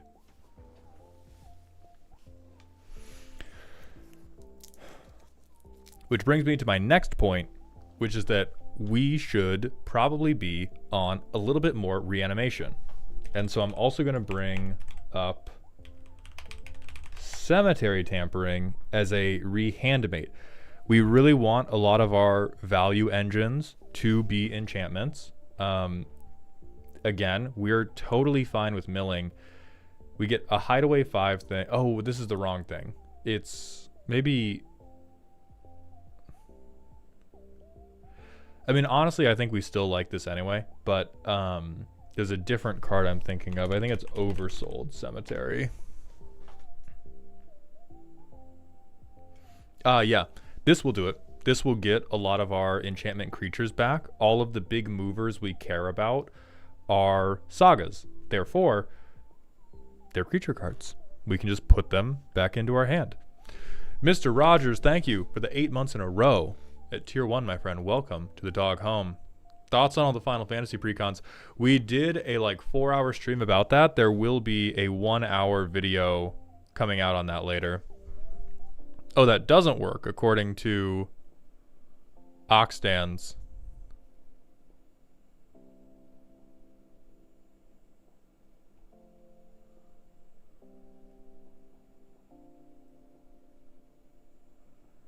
Sagas are subtypes, not creature type. What? They're still creatures, though.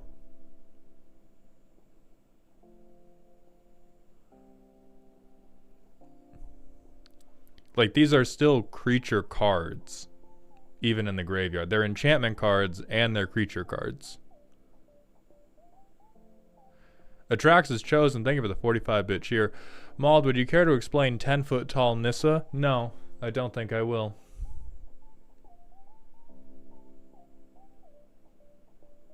But Saga's not a creature type you can choose. I don't have to choose... What? We're not choosing a creature type.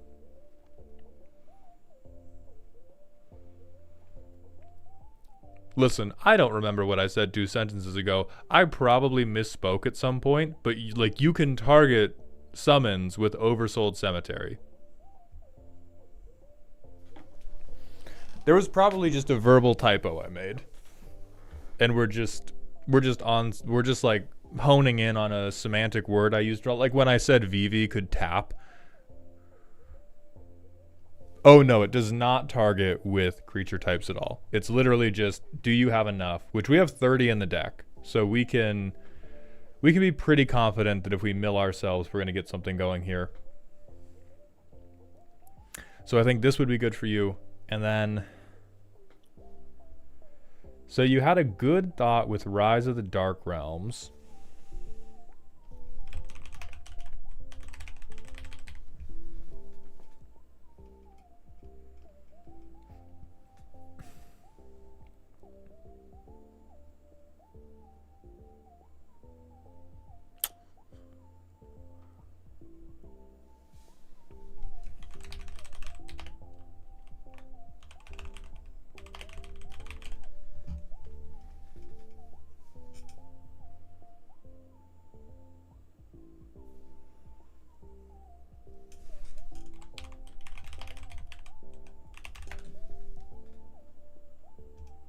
There we go. Let's expand upon that thought. Let's expand upon that Rise of the Dark Realms thought just a little bit. I do think we should have quite a lot of mill, and then we should be bringing out these guys en masse. You are having the classical reanimation problem of what do I do when I have a commander that sets me up to reanimate. However, most of the individuals I can reanimate are dog shit. What we want to do at that point is we want to reanimate en masse.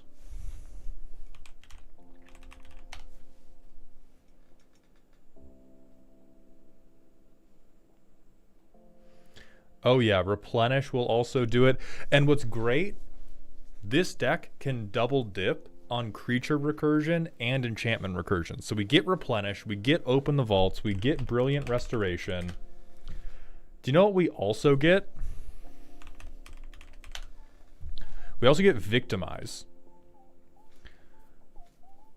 We can either turn Terra into 2 good enchantments, or when we flipped Terra, we can take one of the token summons that we've copied and we can turn them into 2 permanent summons. Now to make this work, again, we have to be big on self-mill, or we have to be flickering Terra. And so you could even run things like... Let me talk to you about how fucking stupid Teleportation Circle is going to get in this deck. Are you about to run out of a summon that you actually want to keep around? Oh look, they left. Oh look, they're fucking back. Now I get to restart the chain. Isn't that neat? Isn't that neat and fun and cool? Now in some cases it won't do anything because the summon is a fucking pet card and we're just going to be slipping everybody Xanax until our next turn. But in a lot of cases, we can do something that is truly fucked up. And there's also, god damn it, Blink Dog. Blink Dog.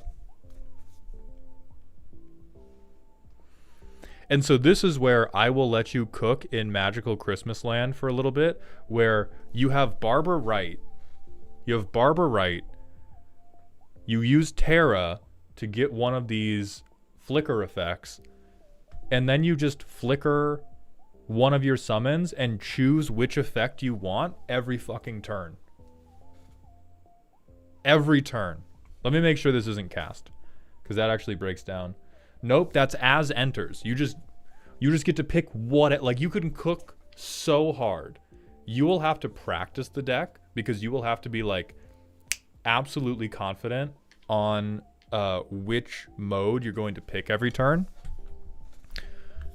But unfortunately, flickering goes crazy nasty. I believe even less in Ian Chesterton. Replicate is too expensive. Our summons are very expensive. We do not have the bank account to support Ian Chesterton at this time. There will be like one-off games where Ian Chesterton tricks us into funding his research. He tricks us into believing that he's going to be good. Because if you get an early Overlord of the Hauntwoods and then you copy him, yeah, Ian Chesterton looks fucking awesome because we can pay for anything. Most games,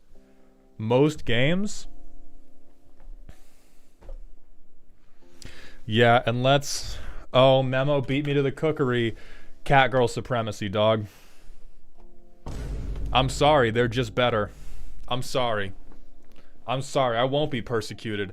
I feel bad that I'm helping an enchantment player, but they're just better. So listen, I'm not going to tell you this is efficient. I'm not going to tell you this is like a crazy combo win.